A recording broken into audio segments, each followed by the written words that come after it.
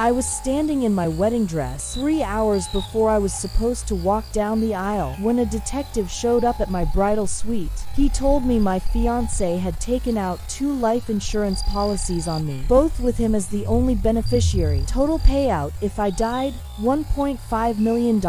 That's when I realized the man I was about to marry might have been planning to kill me. I met my fiancé David 2 years before our wedding. We met at a mutual friend's barbecue. He was charming, successful, worked in finance. He paid attention to me in ways I wasn't used to, asked about my day, remembered small details, made me feel seen. We started dating, and everything moved fast. Within 6 months, we were talking about marriage. Within a year, he proposed.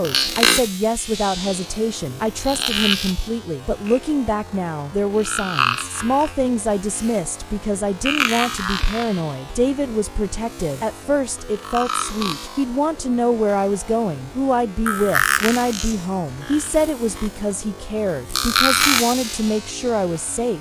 I believed him. He also started managing more of my life. He offered to handle my car insurance renewal, said it would be easier if he just took care of it. He asked for copies of my ID and social security card, said he needed them for wedding planning stuff, for the venue and the honeymoon bookings. I gave them to him without thinking twice. He pushed to be added to my bank accounts, said married couples share everything and we should start now. I added him. He wanted access to my work calendar, said he wanted to plan dates around my schedule. I gave him my login. He started making appointments for me, doctor visits, hair appointments, said he was trying to help me stay organized. It felt a little controlling, but I told myself he was just being thoughtful, that he was taking care of me because he loved me. There were also weird moments. He'd get upset if I made plans without telling him first, even just coffee with a friend. He'd say I should check with him before committing to anything, that we were a team now and teams communicate. When I'd push back, he'd apologize, say he was stressed from wedding planning, that he didn't mean to be overbearing. I'd forgive him, tell myself every relationship has adjustments. About 3 months before the wedding, I started noticing strange things. Letters would arrive at our apartment, addressed to me but sent to David's previous address. When I'd ask about them, he'd say they were probably junk mail forwarded by mistake. He'd take them before I could open them. Then phone calls started coming. Insurance companies, they'd ask for me by name. David would answer and say I wasn't available. He'd take messages, but never pass them on to me. One day I was using David's laptop because mine was charging in the other room. He'd left his email open. I wasn't snooping, just needed to check something for work, but a notification popped up. An email from an insurance company. The subject line had my name in it. I froze, clicked on it before I could talk myself out of it. It was a confirmation email for a life insurance policy. Under my name, David was listed as the policy holder and the sole beneficiary. The coverage amount was $750,000. I stared at the screen trying to make sense of what I was seeing. Why would David take out a life insurance policy on me without telling me? Why was he the only beneficiary? I scrolled through his email, found more messages from the same company, and then I found another one. A second policy, different company, same setup, my name, David as beneficiary. This one was for $750,000 too. Combined, the policies were worth $1.5 million. If I died, David would get $1.5 million. My hands were shaking. I took screenshots of everything, every email, every policy document, every confirmation. Then I closed the laptop and tried to act normal. David came home an hour later, asked how my day was. I smiled and said fine. Didn't mention what I'd found. I needed time to think, needed to figure out what this meant. That moment, I realized the man I was about to marry might be planning something dangerous. The next morning, David left for work early. I called the first insurance company, pretended to be confirming details on my policy. The representative pulled up my information, started reading back details that didn't match reality. They had me listed as a smoker. I've never smoked a day in my life. They had a medical history that wasn't mine, conditions I didn't have. The representative said all the information had been provided by the policyholder, by David. He'd lied about my health to get the policies approved,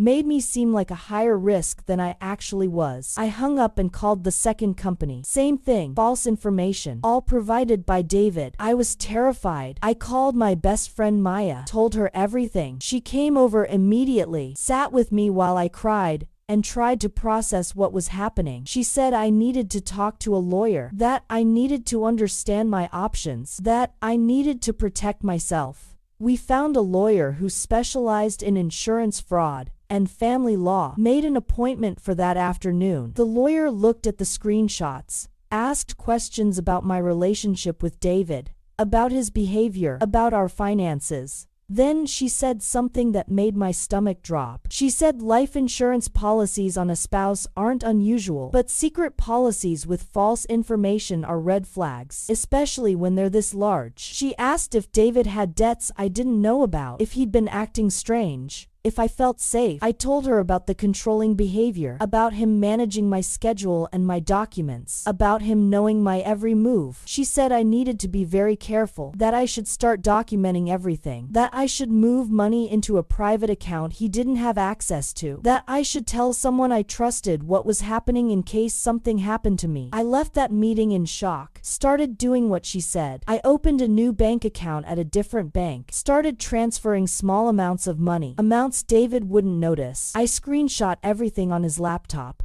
every email, every document, every policy detail. I backed it all up to a cloud storage account he didn't know about. I also started paying attention to his patterns, where he went, what he did. He'd been coming home late more often, said he was working on a big project, but when I'd ask about it, he was vague. He'd been on his phone constantly, stepping into other rooms to take calls. When I'd walk in, he'd quickly hang up or change what he was doing. Then one night I couldn't sleep.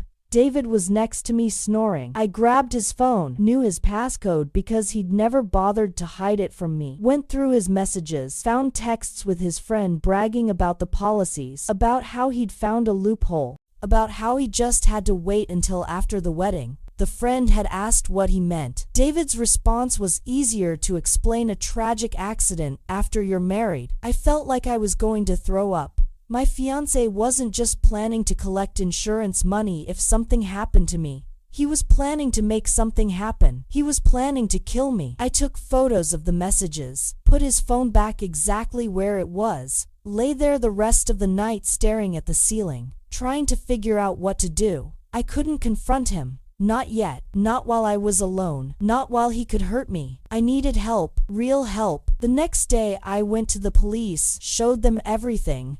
The policies, the false information, the text messages. They took it seriously, said they'd investigate, said they'd assign a detective, that I should continue acting normal, not tip David off that I knew. They said they'd protect me, that they'd be ready on the wedding day, that they'd confront him then. I also told my parents. They were horrified, wanted me to cancel the wedding immediately. I said I couldn't, that the police needed me to act normal, that if I suddenly called off the wedding, David might panic, might do something unpredictable. My dad wanted to confront David himself. My mom had to physically stop him. They agreed to go along with the plan, to act like everything was fine, to trust the police. The hardest part was acting normal around David, smiling, talking about the wedding, pretending I was excited to marry him. Meanwhile, I was packing a go bag, essentials I'd need if I had to run, clothes, documents, cash. I kept it hidden in my car, just in case. Then I found the second policy.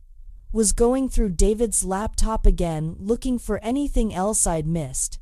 Found an email from a third insurance company.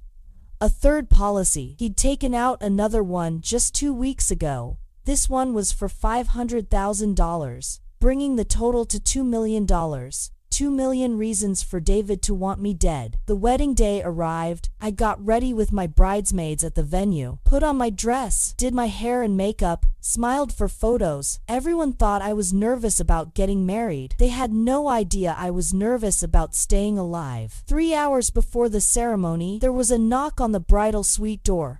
My maid of honor opened it. A man in a suit stood there. He identified himself as Detective Morrison, said he needed to speak with me privately. The bridesmaids looked confused. I told them to give us a minute. The detective came in, confirmed he had everything he needed, said his team was already in position, that when the ceremony was supposed to start, they'd approach David, that I'd be safe, that I should trust them. I asked what I was supposed to do. He said act normal, walk down the aisle if I felt comfortable, but they'd stop everything before I said I do. I decided I wanted to be there when they confronted him. Wanted to see his face when he realized I knew that I'd outsmarted him, that his plan had failed. The detective said that was my choice, that he understood why I wanted to be there. The ceremony time came. Guests were seated, music was playing. I took a deep breath and started walking down the aisle. David was at the altar, smiling, looking at me like I was the love of his life, like he hadn't spent months planning to murder me for money. I got to the front,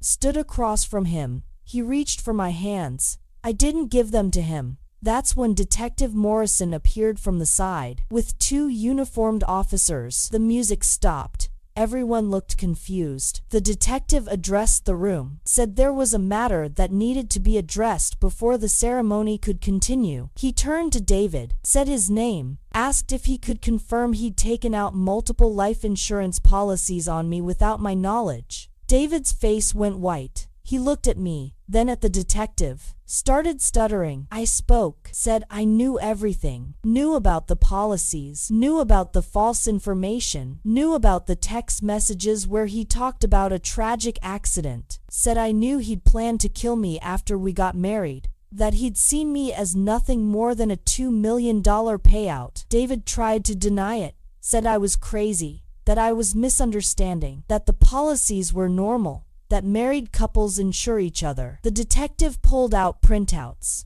the policies, the texts, the emails, showed them to David, asked him to explain the messages, explain the false medical information, explain why he'd taken out 3 policies without telling me. David got angry, started yelling, said this was a setup, that I'd planned this to humiliate him, that the wedding was off and I could forget about getting any of his money. I laughed, actually laughed, said I didn't want his money, I wanted my life, the life he'd planned to take from me. Actually laughed, said I didn't want his money, I wanted my life, the life he'd planned to take from me. The detective asked David to step aside for questioning. David refused, said he wanted a lawyer. The officers stepped closer, said he could come voluntarily or they could arrest him right there. David looked around, saw everyone staring at him, saw his friends and family looking horrified, saw my parents glaring at him. He finally walked out with the officers. My dad came up on the altar, pulled me into a hug. I started crying, not sad tears, relief tears. I was alive. I'd figured it out in time. I'd escaped. The wedding was obviously canceled. Guests went home confused and shocked. David was arrested and charged with insurance fraud and conspiracy to commit murder. The text messages and the false information on the policies were enough to build a case. His lawyer tried to argue it was all a misunderstanding, that David had no actual plan to hurt me, but the text said otherwise. Planning a tragic accident isn't ambiguous. David ended up taking a plea deal, pled guilty to fraud and conspiracy, got sentenced to 5 years in prison, lost his job, lost his reputation, lost everything. Meanwhile, I got my life back. I moved out of our apartment immediately, stayed with my parents for a few months while I processed everything, started therapy to work through the trauma of realizing someone I loved had planned to kill me. It wasn't easy. I had nightmares, trust issues, struggled to feel safe, even when I knew David was locked up. But slowly, I healed, started focusing on myself, on my career, on rebuilding my life. I got a promotion